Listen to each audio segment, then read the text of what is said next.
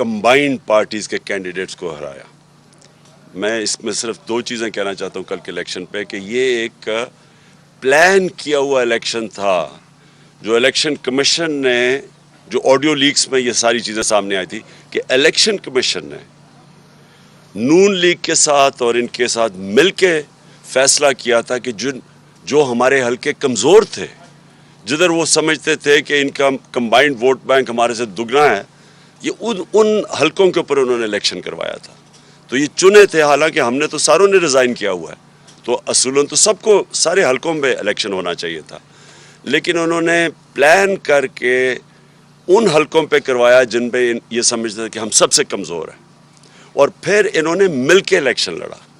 ये ज़रूरी ये है कि पहले तो जो पिछला 2018 का इलेक्शन था तो इन पे तो हर पार्टी का कैंडिडेट था, इस बार इन्होंने जॉइंट कैंडिडेट खड़ा किया, और फिर जिस तरह ये इलेक्शन करवाया गया, यानी डेट्स चेंज होती गई, हम तैयारी करते थे फिर वो डेट चेंज हो जाती थी, फिर पता चला पिछले संडे जी वो अब कराना नहीं चाहते कि जी पुलिस नहीं है। अच्छा, पहले फ्लड का कह दिया, हालांकि फ्लड आया ही नहीं था इन इलाकों में जिधर इलेक्शंस हो रहे हैं, और उसके बाद फिर ये कहा कि जी हमारे पास पुलिस नहीं है। तो खैर वो मोमेंटम जो बनाना था कि जो आप कैंपेन करते हैं वो बना भी नहीं।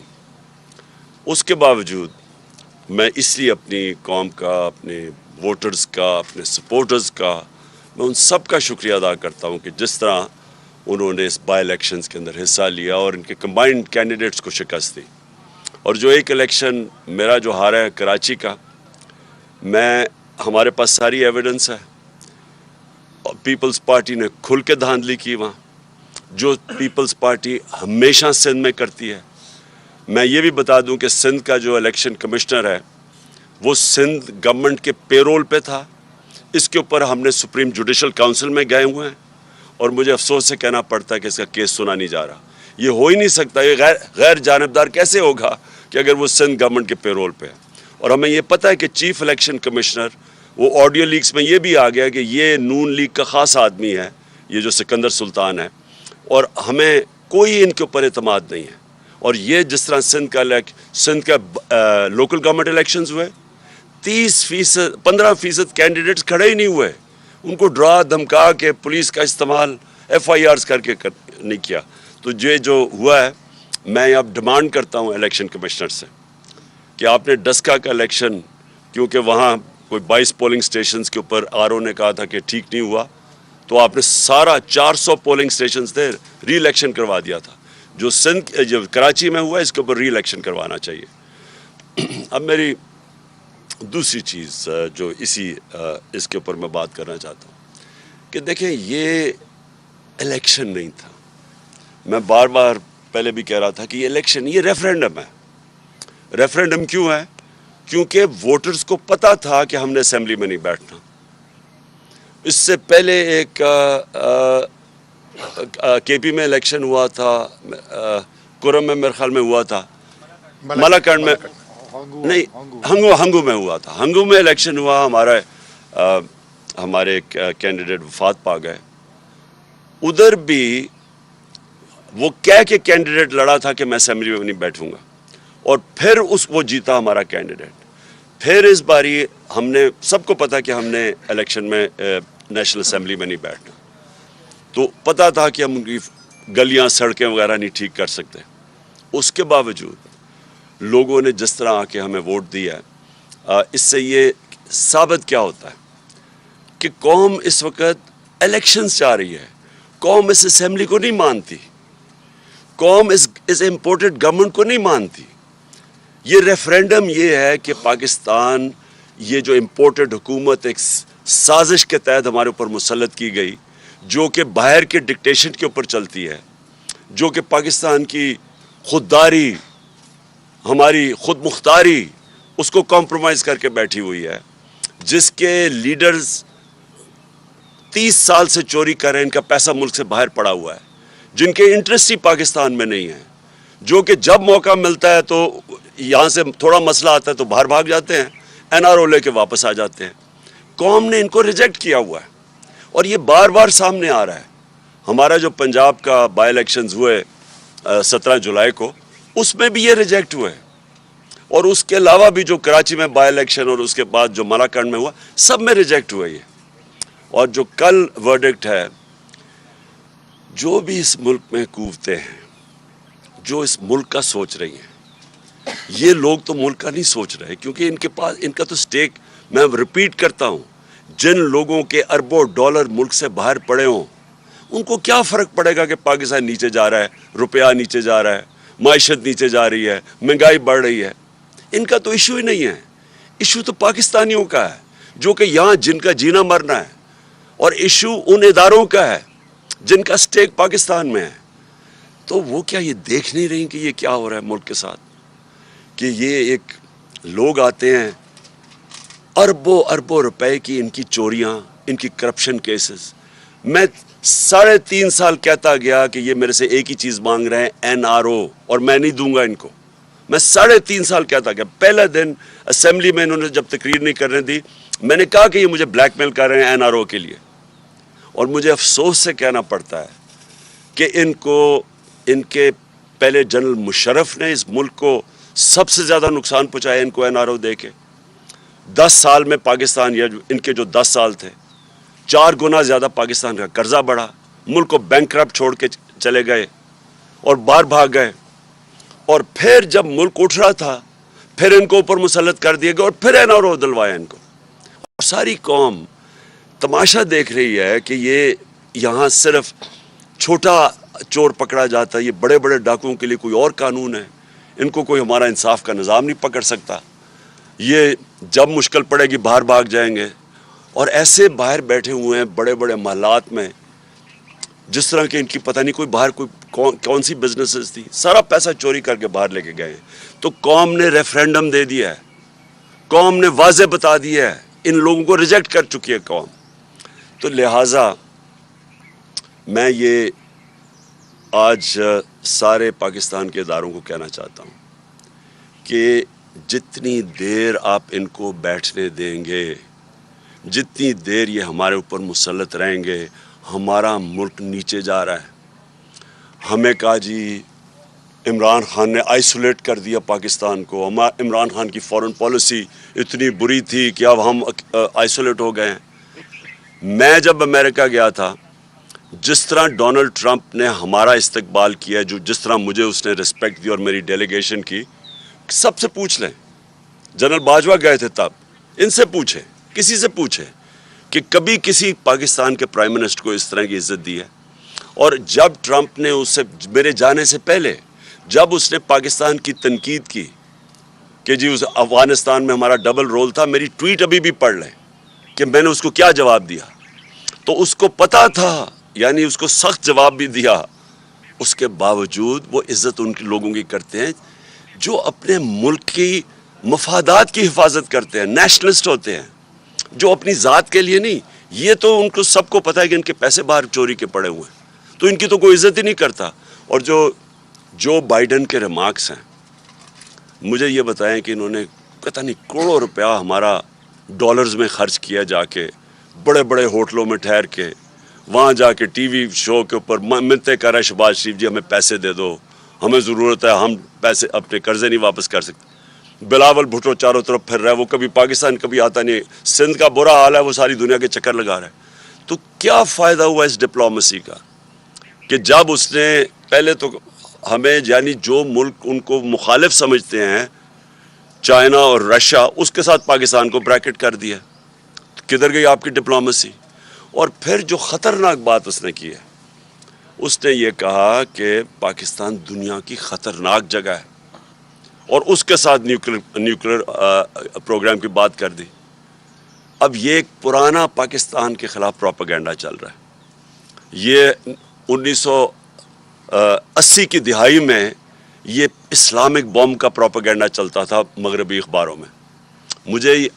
مجھے یاد ہے کہ یہ پوری ایک جو میں نے 5 مہینے پہلے کہا تھا کہ جب وہ ہمارے سے جو قیمت مانگیں گے ہمیں بیل آؤٹ کرنے کے لیے, وہ صرف ایک چیز رہ جائے گی پاکستان کے پاس کہ ہم ان کو وہ قیمت ادا کریں, اور وہ قیمت ادا کر دی. آج یوکرین کا حال دیکھ لیں. آج یوکرین کہہ رہے ہیں, یوکرین کے لوگ کہہ رہے ہیں کہ اگر ہمارا نیوکلیر پروگرام نہ لیتے تو آج ہمارے اوپر حملہ نہ ہوتا. تو یہ ہمارے نیشنل سیکیورٹی کا ایشو ہے. اور اسی لیے میں ابھی آؤں گا بعد میں کیوں مارچ کرنا چاہتا ہوں, میں کیوں اتنی دیر ڈیلے بھی کرتا گیا کہ شاید یہاں عقل آ جائے کسی کو کہ ان کے ہاتھوں اگر ملک رہا تو یہ ان کو کوئی فرق, پھر سے ان کو کوئی فرق نہیں پڑنے لگا. ان کے ایسٹس باہر پڑے ہوئے ہیں, ان کے سارا ٹبر باہر بیٹھے ہوئے ہیں. فرق اس قوم کو پڑے گا. لیکن اس سے پہلے میں ایک بات کرنا چاہتا ہوں.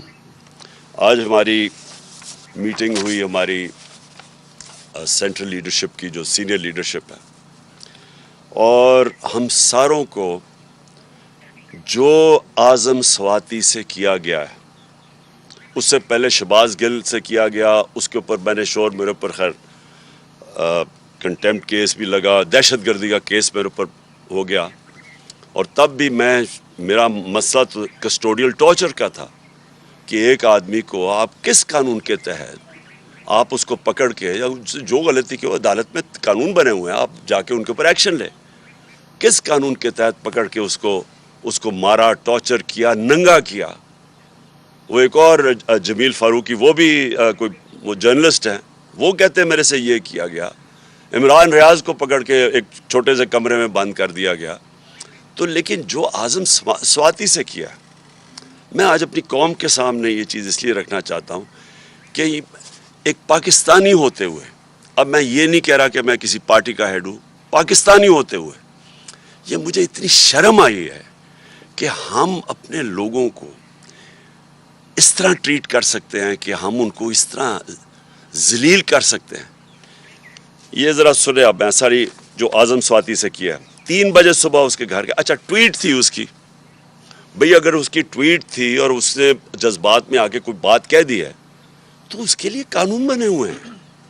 یہ کیا لکھا ہوا ہے کہ یہ ہونا چاہیے تھا کہ 3 بجے اس کے گھر اس کے لوگ آئے, یہ ایف آئی اے کے, اس کے بچوں کے, اس کے پوتے اور پوتی کے سامنے, 4 سال کی اور 8 سال کی, ان کے سامنے اس کو مارنا شروع کیا. ایک 75 سال کے آدمی کو اس کو مارا, نوکروں کے سامنے, گھر میں چیزیں توڑی, اور اس کے بعد اس کو پولیس اسٹیشن لے کے گئے. پولیس اسٹیشن سے ایجنسیز کے ہاتھ میں پکڑا دیا. یہ کس قانون کے تحت پکڑا ہے؟ یہ کون سا پاکستان کا آئین اجازت دیتا ہے کہ آپ پکڑ کے ان کو, ایک آدمی کو ایجنسیز کے ہاتھ میں پکڑا دیں؟ اور ایجنسیز نے مزید اس کے اوپر تشدد کیا. ادھر جا کے انہوں نے اس کو ننگا کیا, ٹارچر کیا, سیکشلی ٹارچر کیا. اس نے عدالت میں آ کے بتایا کہ اسے کیا کیا. 75 سال کے آدمی سے, ملک کا سینیٹر, کتنا بڑا جرم تھا کہ جو اس سے یہ کیا گیا. ساری دنیا کے اندر یہ خبر گئی.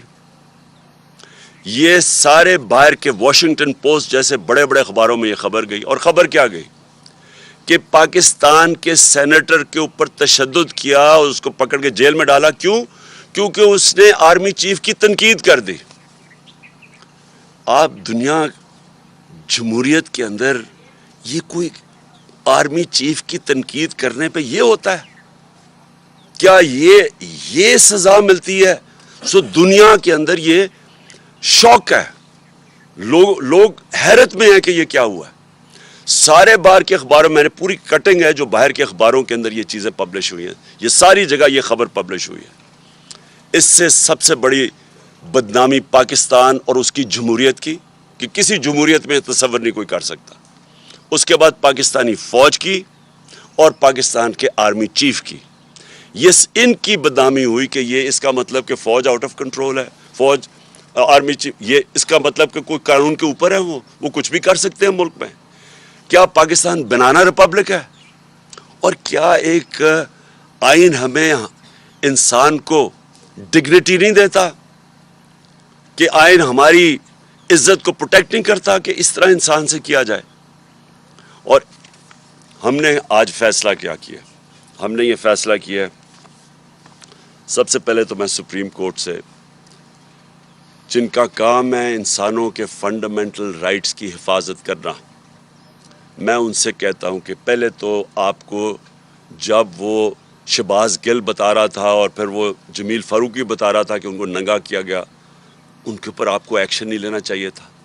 اور آپ مجھے بتائیں کہ ملک کے سینٹ کو 75 سال نانا اور دادا اس سے یہ کیا گیا، کیا یہ سپریم کورٹ کی کوئی ذمہ داری نہیں ہے انسانوں کے فنڈامنٹل رائٹس کو پروٹیکٹ کرنا؟ ہم نے یہ اس کے علاوہ فیصلہ کیا، ہم پنجاب اور پختونخوا کی اسمبلی کے اسپیشل سیشن کال کریں گے اس ایشو کے اوپر۔ دوسرا، ہمارے سینیٹرز سپریم کورٹ میں پٹیشن فائل کریں گے۔ تیسرا، ہم انٹرنیشنل آرگنائزیشنز کو اپروچ کریں گے اب، جس کے اندر نمبر 1 ہیومن رائٹ کمیٹی جو جنیوا میں آن ٹارچر ہے، اس کی ICCPR جو ان کی ہے اس کے مطابق اس کے اوپر ہم ان کے اوپر پورا لکھیں گے کہ اس سے کیا ہوا ہے۔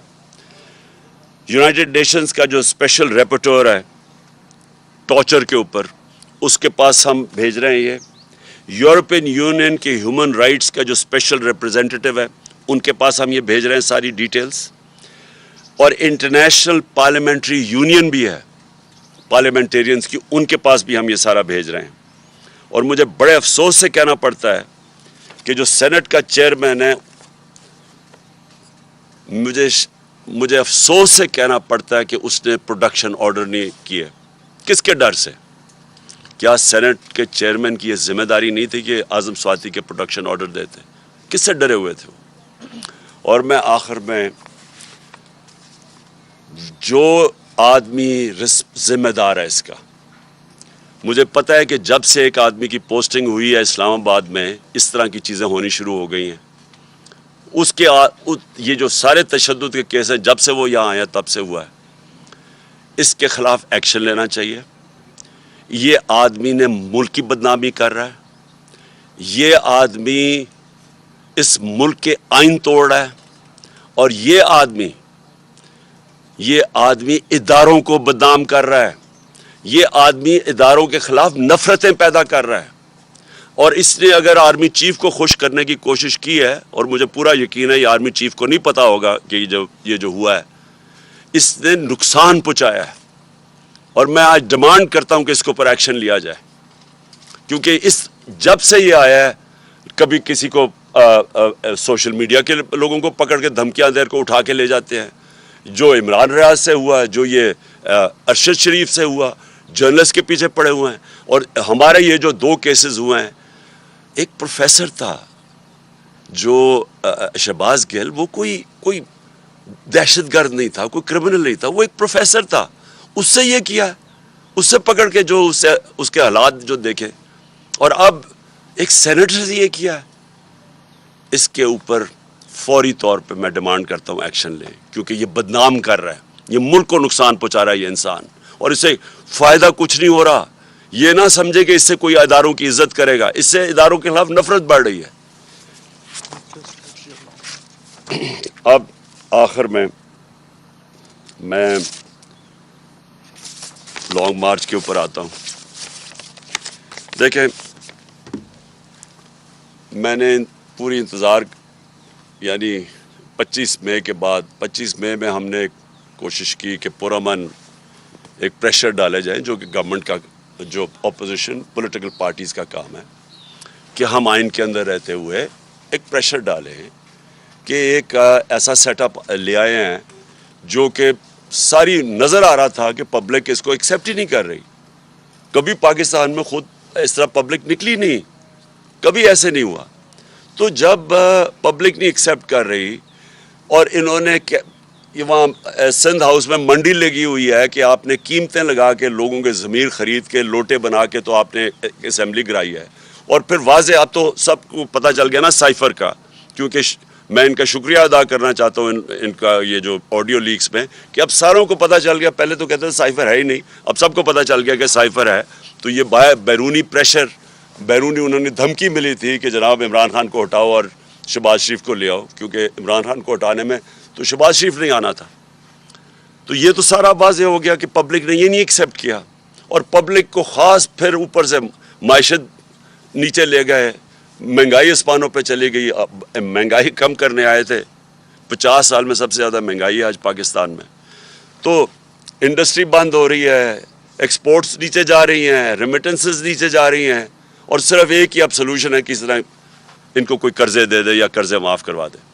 دیکھیں, اس ملک کی ضرورت صرف ایک اس وقت ہے, صاف اور شفاف الیکشن. یہ ملک جس طرف یہ لے کے جا رہے ہیں تیزی سے نیچے, یہ صرف اب ایک طرح ہی نکل سکتا ہے, صاف اور شفاف الیکشن جو پولیٹیکل سٹیبلٹی لے کے آئے. جب تک سیاسی استحکامات نہیں ہوگی, استحکام نہیں آئے گا سیاسی طور پہ, معیشت نہیں ٹھیک ہونے لگی. کیونکہ معیشت تو نیچے جا رہی ہے. وہ دار کو لے کے آئے ہیں جو کہ خود ایک بہت بڑا مجرم ہے, جس نے سٹیٹمنٹ دی ہوئی ہے منی لانڈرنگ کی, کہ میم جو 2000 کے اندر اس نے میجسٹریٹ کے سامنے سٹیٹمنٹ دیا, وہ جو حدیبہ پیپر مل کا کیس تھا, کہ میں شریف خاندان کے لیے منی لانڈرنگ کرتا تھا. فلم بنی ہوئی ہے اس کے اوپر بی بی سی کی, کہ کیسے وہ قاضی فیملی لنڈن میں بیٹھی تھی, یہاں سے پیسے بھجواتا تھا, پھر ان کو لانڈر کر کے پاکستان لے کے آتا تھا. یہ ملک کو نہیں سنبھال سکتا ہے, ان کے پاس اب کوئی راستہ نہیں ہے. صرف مسئلہ اب یہ ہے کہ ڈرے ہوئے ہیں الیکشن سے اپنے, کیونکہ الیکشن سے ڈرے ہوئے ہیں. رزلٹ آپ کے سامنے ہے, ساروں نے مل کے بھی الیکشن لڑ گیا, اس کے باوجود یہ نہیں جیت سکتے. تو کیونکہ الیکشن سے ڈرے ہوئے ہیں, یہ ملک کو تباہی کی طرف دھکیلتے جائیں گے, الیکشن نہیں کروائیں گے. اس لیے اس وقت میں ان کو آج پھر وقت دے رہا ہوں. یہ میری مارچ اکتوبر سے آگے نہیں جانے لگی. یہ اب سے لے کے اکتوبر میں کسی ٹائم اناؤنس کروں گا. میں ان کو ٹائم دے رہا ہوں کہ ابھی بھی آپ کے پاس وقت ہے. ملک کی خاطر اپنے آپ کو بچاتے بچاتے ملک کو تباہ نہ کریں. اور میں ابھی بھی کہتا ہوں کہ یہ ہے ٹائم آپ کے لیے الیکشن اناؤنس کرنے کا. اگر آپ نہیں کریں گے, یہ میں مارچ کروں گا. مارچ کی میری تقریباً تیاری مکمل ہے, اور میں آج اپنی قوم کے سامنے انشاءاللہ ایمان تو اللہ پہ ہے میرا, کامیابی تو وہ دیتا ہے, پاکستان کی تاریخ میں اس طرح پبلک نہیں نکلے گی جو اس مارچ پہ نکلے گی. میں ٹائم دے رہا ہوں, آپ کے پاس ہے, چند دن ہیں, اور اس کے بعد میں یہ اناؤنس کر دوں گا. ایک دفعہ مارچ ہو گئی اور ایک دفعہ پبلک جب سڑکوں پہ نکلاتی ہے, یہ یاد رکھیں کہ اب تک ہماری ساری 6 مہینے کی سٹرگل آپ دیکھ لیں, آئین کے بیچ میں رہ کے کیے. ہم نے جلسے کیے ہیں, پبلک دکھا دیا کہ پبلک کدھر کھڑی ہے. جلسوں میں کبھی اتنے بڑے جلسے نہیں ہوئے. ہم نے یہ بھی دکھا دیا کہ جب الیکشن آیا 17 جولائی کا, تب بھی کہ پبلک کدھر کھڑی ہے. اب پھر الیکشن میں, بائی الیکشن جو بھی بیچ میں, سب کو پتہ پبلک کدھر کھڑی ہے. اور یہ مارچ میں پتہ چل جائے گا کہ پبلک کدھر کھڑی ہے. ایک چیز آخری میں میری بات, کہ دیکھیں سری لنکا میں کیا ہوا. سری لنکا میں پبلک جب خود آ جاتی ہے سڑکوں کے اوپر, اور وہ صرف 2.5 کروڑ لوگوں کا ملک ہے, یہاں ہے 22 کروڑ لوگوں کا ملک, اور یہاں ایک دفعہ پبلک سڑکوں پہ آ گئی, یہاں کوئی کسی کے پاس طریقہ نہیں ہے کہ اس کے بعد کیوس کو کون روکے گا. اور ابھی تک سڑکوں پہ کیوں نہیں آئی؟ جو انہوں نے خاص طور پہ یہ جو 5 مہینے میں انہوں نے جو مہنگائی کی ہے 50 سال میں سب سے زیادہ, جو بجلی کے بل, ساری چیزیں جو مہنگی ہوئی ہیں اور انڈسٹری بند ہو رہی, اس لیے سڑکوں پہ نہیں آئی. کیونکہ ایک پولیٹیکل پارٹی ان کو منظم طریقے سے احتجاج میں لے کے جاتی ہے اور واپس لے آتی ہے. لیکن ایک دفعہ جب ہم مارچ اناؤنس کر دیں گے اور اس وقت پبلک سڑکوں پہ اوپر آ جائے گی, تو یہ پھر یہ یاد رکھنا کہ وہ اور جس طرح کی پبلک نکلے گی, وہ پھر اس کا کوئی گارنٹی نہیں کر سکتا کہ جب اتنی پبلک اور جتنی تعداد میں انشاءاللہ پبلک نکلے گی تو اس کا پھر کیا نتیجہ آئے گا. تو میں اس لیے آخر میں جو ہر کوئی جو پاکستان میں اس کے اوپر کچھ کر سکتا ہے, میں ان ساروں کو اور ان پولیٹیکل پارٹیز کو بھی کہنا چاہتا ہوں کہ دیکھیں آپ کے پاس ٹائم اب زیادہ نہیں ہے. ہم یہ اکتوبر کے آگے نہیں جانے لگے, ہم نے فیصلہ کر چکے ہیں. ہماری تیاری جس طرح میں نے کہا تقریباً مکمل ہے, اور میں یہ کسی وقت بھی چند دنوں کے بعد میں یہ اناؤنس کر دوں گا. ہر پریس کانفرنس پہ ہم سوال کرتے ہیں کہ مذاکرات ہو رہے ہیں کیا تحریک انصاف کے کسی مذاکرات. کنفیوژن ہے خان صاحب, ابھی تک واضح طور پہ نہیں کہا جا رہا کیا واقعی کسی لیول پہ مذاکرات تحریک انصاف کے ہو رہے ہیں. خان صاحب اسی کے ساتھ ایک یہ جوڑ لیں کہ آج سینئر صحافی ان کا بھی بات سے بند سن رہا تھا, انہوں نے یہ انکشاف کیا کہ کل کے نتائج کے بعد کوئی 4 سینئر ترین جنرل جو ہیں وہ آپ سے ملے ہیں. تو اس کی ذرا وضاحت کر دیں کہ کیا واقعی یہ درست ہے؟ اور جو ٹکا ثانی نے سوال کیا کہ مذاکرات اگر ہو رہے ہیں تو کس لیے؟ دیکھیں مذاکرات کیا میں کہوں کہ ہو بھی رہے ہیں نہیں بھی ہو رہا ہے، یعنی ان کے اندر ابھی تک کوئی جو بھی تھوڑی ہماری بیک چینلز پہ ہوا ہے کوئی اس طرح کی کلیئرٹی نہیں ہے ابھی تک. وہ کلیئرٹی مجھے پتہ کیوں نہیں ہے، کیونکہ وہ نواز شریف ڈرا ہوا ہے الیکشن سے. وہ جب تک نہیں فیصلہ کرے گا الیکشن نہیں ہوگا. اب اس کو خوف آیا ہوا ہے کہ اگر یہ ساری پارٹیز نے مل کے بھی اور پھر بھی نہیں جیت سکیں تو ان کو خوف آیا ہوا ہے کہ الیکشن اگر ہوں گے تو وہ ہار جائے گا. اور وہ ڈرا یہ ہوا ہے کہ اگر اور وہ چاہتا یہ ہے کہ یہ کھینچتے جائیں اس کو، بشک ملک کا بیڑا غرق ہو جائے، کیونکہ پیسہ اس کو تو فرق ہی نہیں پڑتا ملک کا بیڑا غرق ہو تو. لیکن وہ یہ چاہتا ہے کہ اگر شاید یہ لمبا چلتا جائے تو یہ جو ویو ہے تحریک انصاف کا یہ نیچے آنا شروع ہو جائے گا. اور میں یہ سن رہا ہوں پچھلے 6 مہینے سے کہ جی اب گرمی آئے گی تو کم ہو جائے گا، اب روزے ہوں گے تو ویو کم ہو جائے گا، پھر کسی نے کہا جی اب یہ تو ویو تو بڑھتا جا رہا ہے. تو لیکن وہ ڈرا ہوا ہے کہ وہ چاہتا ہے کہ تھوڑا ٹائم لمبا ہو، 10 مہینے 1 سال ہو جائے تاکہ ویو کم ہو تب الیکشن کروائیں. اور تب تک ملک کو جو نقصان ہوتا ہے اس کا فکر ہی نہیں، کیونکہ وہ تو باہر بیٹھا ہوا ہے. عمر سے ایک سیکنڈ ذرا عمر سے کر لیں سر، اس کی پرسوں شادی جی، ہوئی ہے ہاں، اس لیے امپورٹنٹ ہے اس کی. جی عمر. ابھی جو کل ضمنی انتخاب ہوا اس میں جو ووٹوں کا تناسب ہوا، آپ کے ووٹوں میں اضافہ ہوا. پہلی بار لوگ یہ بات کر رہے ہیں کہ جو جلسوں کا موب ہے وہ ووٹرز میں کنورٹ ہوا ہے.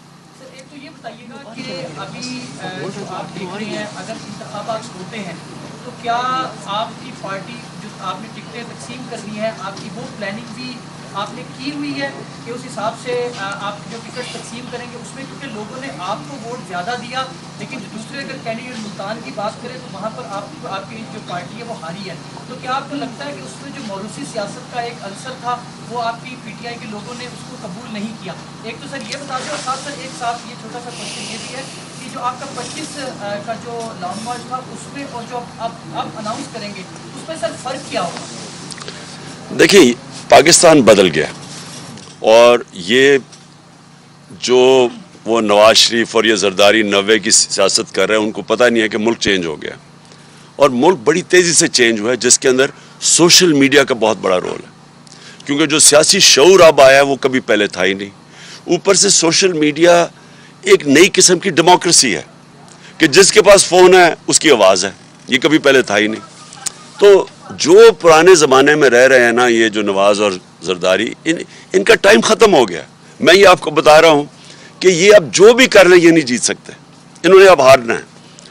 جہاں تک آپ نے کہا نا کہ 25 اور اب میں کیا فرق ہے، فرق یہ ہے کہ 25 میں ہم نے ایک پرامن احتجاج کی کال دی اور ہمیں کوئی اندازہ نہیں تھا کہ اس طرح کی شیلنگ ہوگی. لوگوں کو اٹھائے 2 دن پہلے گھروں میں گھس کے جو انہوں نے تشدد کیا گھروں کے اوپر، عورتیں تھیں وہاں، یعنی میں نے تو کبھی پاکستان میں ایسا نہیں دیکھا. اس باری جو ہماری تیاری ہے وہ یہ جو بھی کریں گے یہ فیل ہو جائیں گے، کیونکہ وہ تیاری اب ایسی ہے کہ ہم نے پورا، مجھے پتہ ہے کہ رانا ثناء اللہ جیسے مجرم کا ذہن تو کسی بیوقوف کو بھی پتہ ہے کہ وہ اس میں عقل تو ہے ہی کوئی نہیں. وہ ڈنڈا مارو جی، یہ مارو یہ مارو، اور میں نے جو ڈرون کر دیا تو وہ اوپر سے یہ کر دیں گے. اس بیوقوف کو یہ نہیں پتا کہ اس کو موقع ہی نہیں مل رہا ہے یہ چیزیں کرنے کا جو میں کر رہا ہوں. اب مائک لے لیں سر، مائک میں کوشچن سر، مائک لے لیں، مائک ستار صاحب کر لیں. جی بولو. خان صاحب یہ فرمائیے گا کہ آپ کا جو احتجاج ہے اور آپ کے احتجاج اور گورنمنٹ جو ہے وہ مذاکرات نہیں کرتی، تو آپ بھی مارچ کرتے ہیں، تو اس تناؤ کی وجہ سے کہیں ایسا تو نہیں کہ جمہوریت کی جو ہے بساط وہ لپٹنے کے چانسز ہیں؟ اور دوسرا یہ کہ جو سرکاری افسران اعلیٰ کار بن کے جرنلسٹوں کو، پولیٹیشنز کو وہ سکرو کر رہے ہیں، کیا ان کی وہ لسٹیں آپ بنا رہے ہیں کہ نہیں؟ Thank you. دیکھیں میں آپ کو ایک بات بتاؤں کہ جو اس دور کے اندر یہ 6 مہینے کے اندر جس طرح کی فیشزم ہوئی ہے، جس طرح کا ظلم کیا گیا ہے، جس طرح کی سختی کی گئی ہے، یعنی جس طرح کی جمہوریت کا قتل ہوا ہے، میں آپ کو یقین، حالانکہ مشرف کے دور میں نے کوئی دن جیل میں گزارے تھے، لیکن میں آپ کو یقین دلاؤں کہ مشرف، کیونکہ میں تو اپوزیشن میں تھا، मुशर्रफ का दौर लिबरल था इस मुकाबले में जो अब हो रहा है। मैंने कभी इस तरह की इस मुल्क के अंदर सख्ती, यानी ये जो मैं आज़म स्वाति की मैं बात कर रहा हूँ, शहबाज गिल की, यानी इस तरह मैंने तो कभी इस मुल्क में ऐसी चीज़ें नहीं होते देखी। The recent victory of PTI has prompted many analysts that it might win, two-third majority in the upcoming elections if they are held. But your political opponents have created an impression, especially in smaller provinces, that if Imran Khan is voted into power again, he might scrap 18 amendment and might introduce presidential system.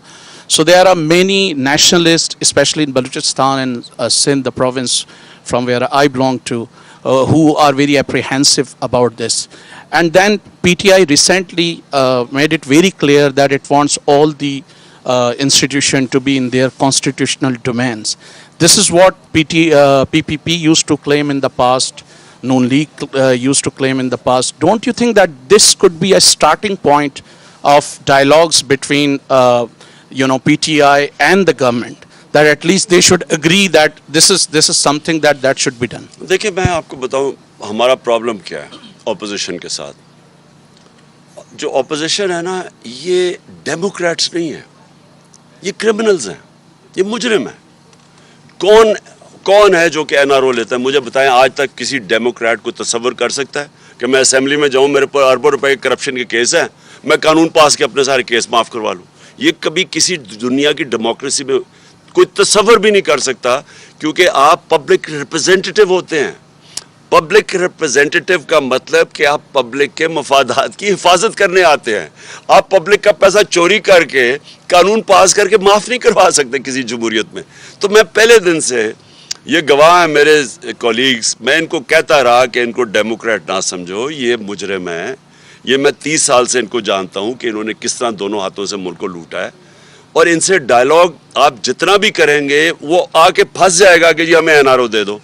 और मैं जब कहता था, ये सारे कहते थे जी कौन मांग रहा है एनआरओ। अब आते साथ ही पहला ही काम किया कि अपने आप को एनआरओ दे दिए। तो इनसे डायलॉग करना बड़ा मुश्किल है। डायलॉग आप उनसे करते हैं, मसलन बलोच नेशनलिस्ट हैं, सिंधी नेशनलिस्ट हैं, आप इन सब से डायलॉग करते हैं, क्योंकि पॉलिटिक्स के अंदर डायलॉग करके आप कंसेंसस डेवलप करते हैं। लेकिन जो चोर है उनसे आप कैसे डायलॉग करेंगे? वो कहेगा मेरी चोरी माफ़ कर दो। आप उसकी चोरी माफ़ करते हैं, आप मुल्क को तबाह कर देते हैं। मुल्क के अंदर मैं अपने नबी सल्लल्लाहु अलैहि वसल्लम की इसलिए मिसाल देता हूँ कि वो सबसे अजीम लीडर थे। उन्होंने फतह मक्का के बाद सबको माफ़ कर दिया, यानी जिन्होंने जुल्म किया, तशद्दुद किया, सब कुछ किया, उनको माफ़ कर दिया। लेकिन जब उन्होंने कहा एक कुरैश की लड़की ने चोरी किया, माफ़ कर दो, उन्होंने कहा मेरी बेटी भी चोरी करेगा तो मैं नहीं माफ़ करूँगा। चोरी को जब आप माफ़ करते हैं, मास्टर तबाह कर देते हैं। आपको चोरी, इसका मतलब कि चोरी बुरी चीज़ ही नहीं है। तो चोरी बुरी चीज़ नहीं है तो आप तीसरी दुनिया बन जाते हैं। सारी डेवलपिंग वर्ल्ड के अंदर इसी तरह के लोग बैठे हुए मुल्क को चोरी करके पैसा बाहर लेके जा रहे हैं, इसलिए वो मुल्क गरीब है। जी, एक मिनट, वो शिराज अहमद शिराजी, न्यू टीवी से सवाल है मेरा। Sir, Siraj Ahmad Shirazi, new TV से सवाल मेरा ये कि कल के ज़िमनी इंतखाबात में पीटीआई की जीत इदारों के किरदार को कहा देखते हैं खान साहब, क्या बकौल आपके न्यूट्रल्स कर वाकई न्यूट्रल्स रहे? और क्या इतना तो नहीं दिया जा रहा कि न्यूट्रल्स कल या ज़िमनी इंतखाबात में न्यूट्रल्स रहकर जो जनरल इंतखाबात थे उसमें जिस तरह आप उन पर इल्ज़ामात लगाते हैं कि वो प्री प्लान धांधली करते हैं, तो उसमें वो प्री प्लान धांधली करें? देखें, कई दफ़ा गेम उधर चली जाती है कि धांधली के बावजूद भी आप नहीं जीत सकते। अब मैं जब हिंदुस्तान और पाकिस्तानी क्रिकेट मैचेस होते थे तो वो पाकिस्तान, हमारे अपने अंपायर इधर होते थे, उनके अंपायर उधर होते थे। वो हम उधर नहीं जीत सकते थे, वो इधर नहीं जीत सकते थे, क्योंकि टीम मुश्किल में पड़ती थी, अंपायर मदद करने आ जाते थे। मैं वाहिद कैप्टन हूँ जो हिंदुस्तान के अंपायरों के बावजूद जीत के आया था।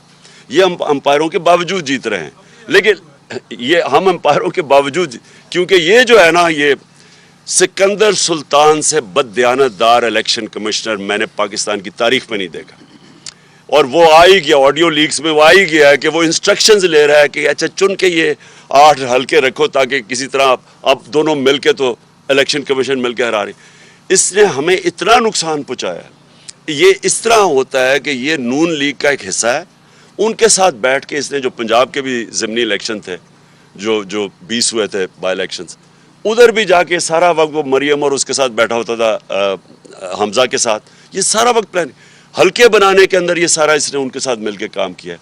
और इसके बावजूद हम जीतते हैं। لیکن الیکشن کمیشن دیکھیں اس نے سب سے بڑا ظلم کیا کہ اس نے ای وی ایم مشینز نہیں آنے دی. اگر ای وی ایم مشین ہوتا یہ کراچی کا الیکشن کے اندر مسئلے نہ آتے. وہ اب گھسے ہوئے ہیں پولیس والے اندر اور وہ سٹیمپس لگا رہے ہیں. ای وی ایم مشین ہوتا تو آپ کر ہی نہیں سکتے دھاندلی. اور ہم کہتے رہے گورنمنٹ میں بیٹھے کہ ای وی ایم مشینز لے کے آؤ.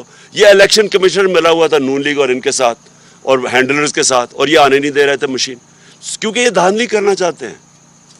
صدیق جان اس وقت جو ہم چیزیں دیکھتے ہیں کہ نیب ختم ہو گیا, مریم نواز بری ہو گئیں, شباز شریف بری ہو گئے, حمزہ بری ہو گئے, ای وی ایم ختم ہو گیا, اوورسیز پاکستانیوں کے ووٹ ختم ہو گئے, یعنی جتنی چیزیں اس حکومت نے آ کے کرنی تھیں وہ ساری چیزیں ختم ہو گئی ہیں سوائے ایک چیز کے, وہ ہے میاں نواز شریف واپسی.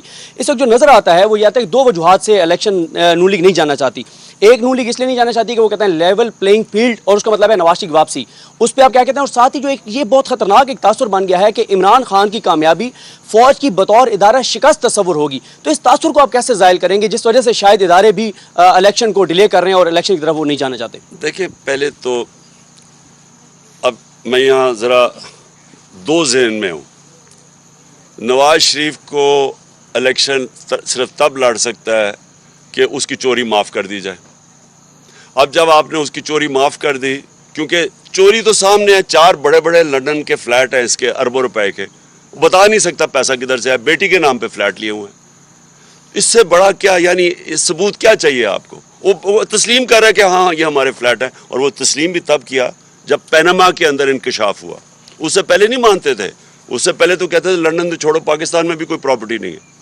تو جب پکڑے گئے اس کے بعد انہوں نے تسلیم کیا. ابھی تک نہیں بتا سکے کہ وہ پیسہ کدھر سے آیا.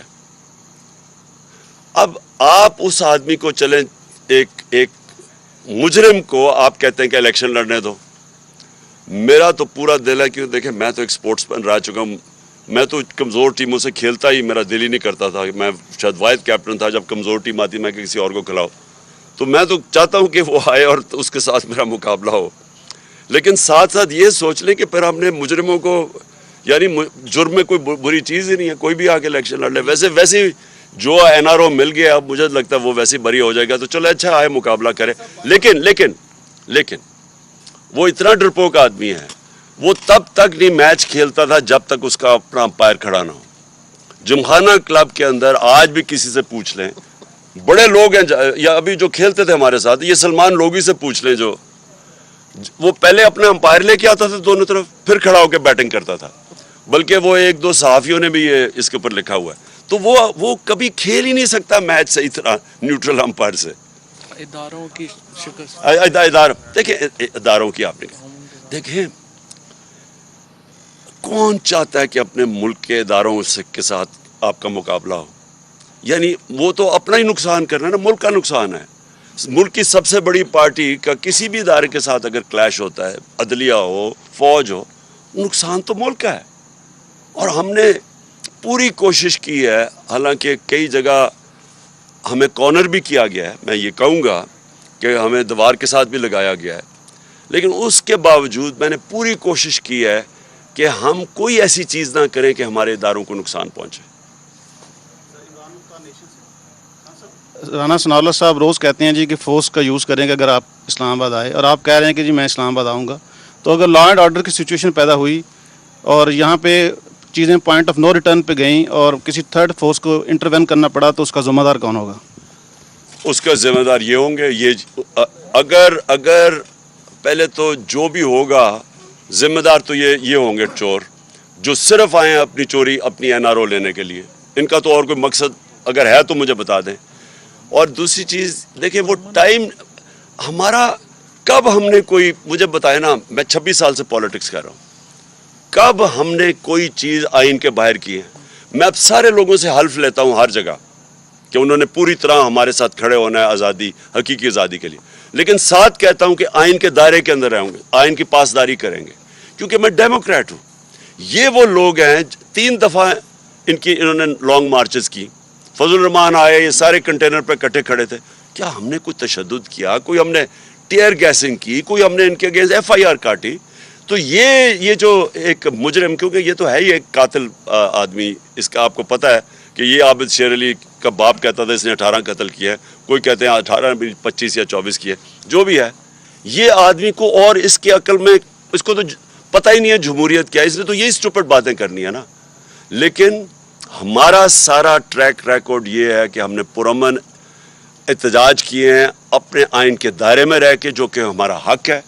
मेरा आइन मुझे इजाज़त देता है पुरअमन एहतजाज करने का, ये पुरअमन एहतजाज होगा। हम तो कोई लड़ाई करने नहीं आए, ना कभी पहले किए।